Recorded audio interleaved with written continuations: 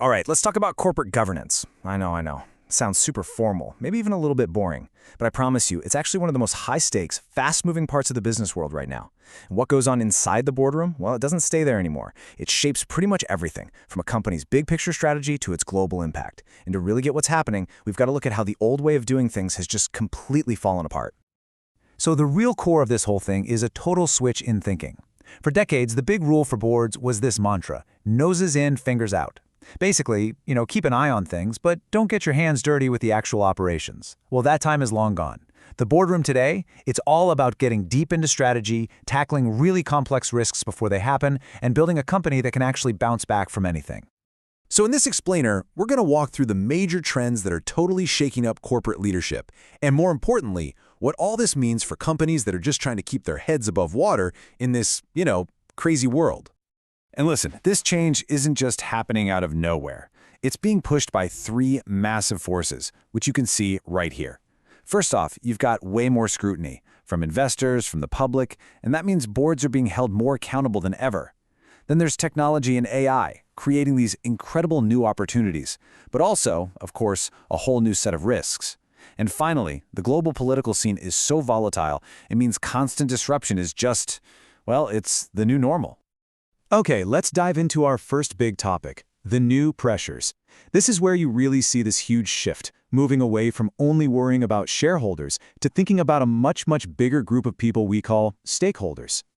And here's the key takeaway.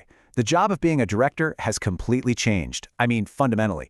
Boards are now expected to be way more involved in, well, everything, from the nitty-gritty of business strategy to figuring out brand new risks like AI or climate change.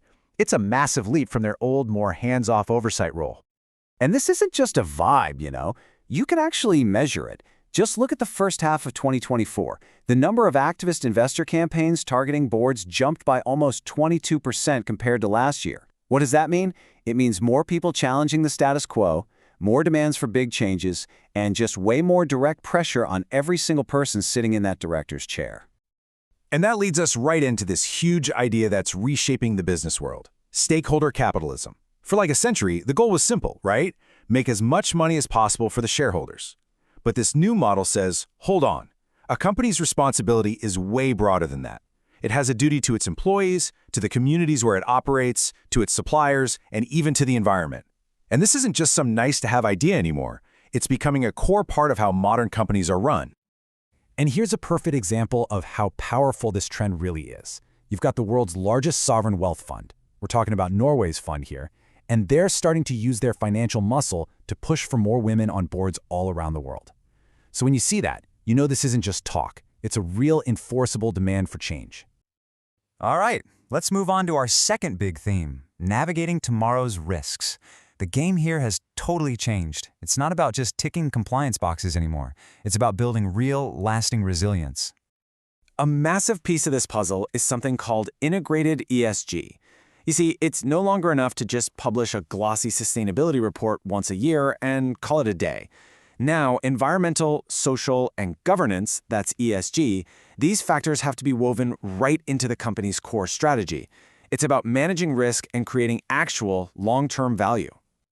And check this out. More than 80% of sustainability execs say they are actively redoing their ESG strategies as we speak. So why the big rush? It's because the political winds are shifting and new regulations are popping up all the time. This just goes to show you that ESG is a super dynamic, high-stakes game that needs constant attention from the board. And right there, alongside ESG, you have the absolute explosion of AI. For years, tech was kind of seen as something the IT department handled, right? Not anymore. Now it's a critical boardroom issue. The directors themselves are on the hook for governing how AI is used, for overseeing huge risks like algorithmic bias or data privacy, all while trying to harness its incredible potential. So what does this mean? It means every single director in every single boardroom needs to be asking some tough questions. Like, what is our actual strategy for using AI? How are we keeping an eye on the risks? And what kind of framework do we even have to govern all our data? Honestly, if they're not asking these questions right now, they are already falling behind. Okay, our third big driver is just the plain fact that we're all operating in a borderless and, let's be honest, pretty chaotic world. So this theme is all about governing in that kind of environment, adapting to these geopolitical shifts where boards have to steer their companies through some incredible turbulence. And the challenges here are just huge. Boards are now dealing with everything from sudden trade wars that totally mess up their global supply chains, to having their business deals reviewed for national security reasons. Regulations can literally change overnight. Just reacting to stuff as it happens, that's not going to cut it anymore. Proactive scenario planning has become absolutely essential. So, the bottom line here is this. If you're a company that does business internationally, you can't just have a different set of rules for every single country. It doesn't work. You need a single coordinated approach that works across borders. Take the EU's new sustainability rules, for example.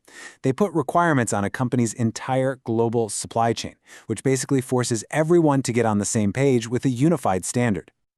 Okay, so we've looked at the new pressures, the new risks, and all this global craziness. So what does this all actually mean in the real world?